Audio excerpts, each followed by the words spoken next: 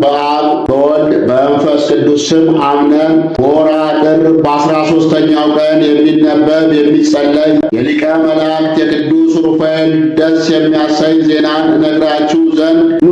የፈታዬ ማኅፀን የቅዱስ ሩፋኤል ጸሎቱና በረከቱ ከሁላችን ከሕዝበ ክርስቲያን ጋር አብሮ ሊኑር ለዘላለሙ አሜን። ቅዱስ አባት ሊቀ ጳጳሳት ዮሐንስ አፈወርቅ ወደሚነግረን እንመለስና እንዲህ ይነግረናል። ጌታችን ኢየሱስ ክርስቶስ ሂዱና ወንጌልን አስተምሩ፣ አንድ አምላክ በሆነ በአብ በወልድ በመንፈስ ቅዱስ ስም አጥምቋቸው ብሎናልና። ወንጌልን ለማስተማር ስንጓዝ በባሕር ደሴት ውስጥ ከአንዲት ቤተ ክርስቲያን አጠገብ ትንሽ ዋሻ አገኘ። ወደ ውስጧም በገባን ጊዜ ብሉያትና አዲሳት መጻሕፍትን የዚህን ዓለም ፍጻሜ የሚናገሩ ሌሎች መጻሕፍትንም አገኘ። የመጽሐፍቱን ትርጓሜም ስንመረምር በቀደሙ ቅዱሳን አባቶቻችን ስለ ሰባቱ ሊቃነ መላእክት የተጻፈ ጽሑፍ አገኘ። የታላቁ ክቡር መልአከ እግዚአብሔር ቅዱስ ሩፋኤል ገናንነት ስለ ሹመቱ ከሚናገር ምዕራፍ አነበብ። መጽሐፉም እንዲህ ይላል። ሐዋርያው ቅዱስ ፊልጶስም ወደ መምህሩና ወደ ፈጣሪው ኢየሱስ ክርስቶስ ቀርቦ እኔና ወንድሞቼ ሐዋርያት ሁላችን እነሆ አንተ በእውነት የባሕሪ አምላክ እንደሆንክ በባሕርም በየብስም ያለውን ሁሉ እንደፈጠርክ እናምናለን። ዛሬ የመላእክትን ክብር ይልቁንም አንተ በቸርነትህ ከፍ ያደረግከው የመልእክተኛ ቅዱስ ሩፋኤልን ነገር ትነግረኝ ዘንድ እለምንሃለሁ አለው።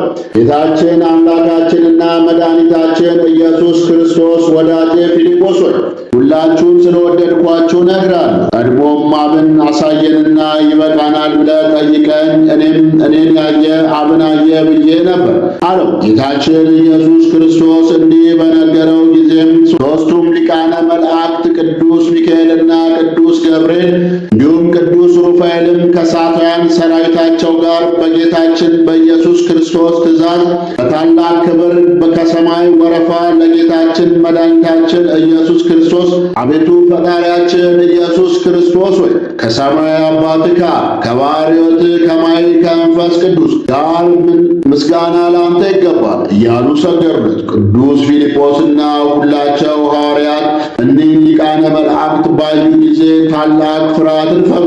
ጌታችን ኢየሱስ ክርስቶስ ግን ያን ጊዜ አረጋግቷቸው ከእነርሱ ተሰወረ። ሐዋርያትና ቅዱስ ፊልጶስም ወዲያና ወዲህ ተመልክተው መላእክትና ሰው በአንድ ወገን ሆነው የፍጥረታቸውንና የአኗኗራቸውን ነገር ይነጋገሩ ዘንድ ጌታ ኢየሱስ ክርስቶስ ፈቃዱ እንደሆነም አወቁ።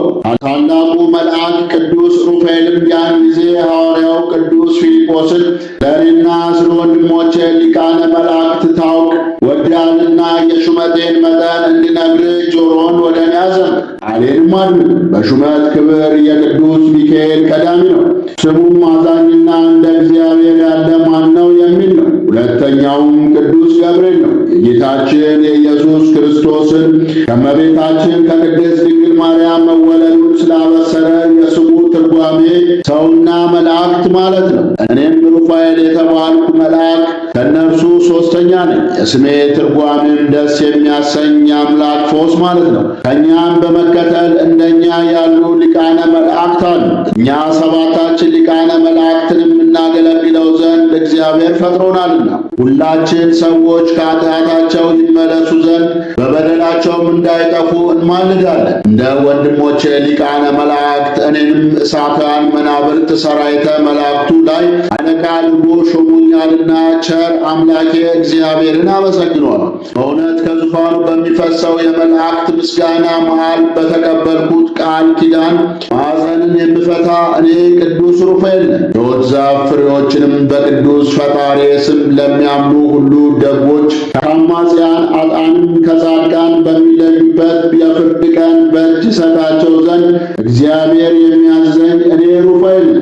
ከደጋጎች አንዱ በምድር ላይ ለተቸገረ ሰው በጎ ነገርን ቢያደርግ ለተራበ የራራውን የኔን ነገር የሚናገር መጽሐፍን የጻፈውን የተረጎመውን በቅዱስ ወንጌል እናንተንም የተቀበለ እኔን ተቀበለ። እሊህ ታናናሾች ለአንዱ በደቀ መዝሙሬ ስም ቀዝቃዛ ዋስ እንኳን ያጠጣ ዋጋውን አያጣም እንደተባለ በእኔ ስም ስለ ቅዱስ ፈጣሪ ቃል ብለው የተቸገሩትን የረዳ በሰማያት በእጄ ያሉትን መዛግብት እግዚአብሔር ትእዛዝ የምከፍትለት እኔ ሩፋኤል ነኝ። ዳግመኛም መዓዛቸው ያማረ ፍሬዎችን በገዳማት ለሚጋደሉ ቅዱሳን በፈጣሪ እግዚአብሔር ትእዛዝ በእጄ የምሰጥ እኔ ነኝ።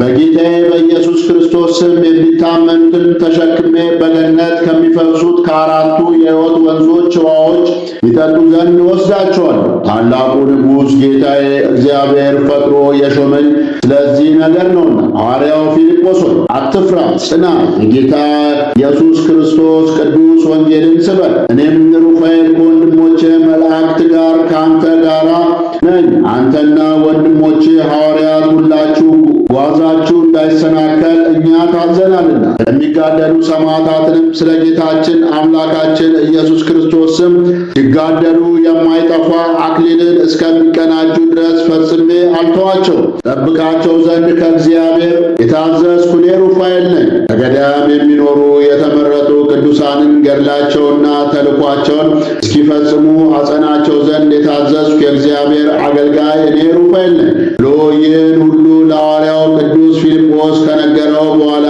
ሊቀ መላእክት ቅዱስ ሩፋኤልና ሁላቸው መላእክት በክብር ወደ ሰማይ አረጉ።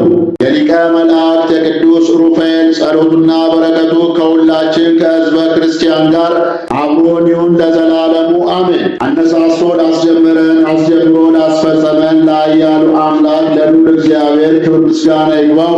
ወስብሐት ለእግዚአብሔር ወለወላዲቱ ለድንግል ወለመስቀሉ ክቡር። ይቆየን።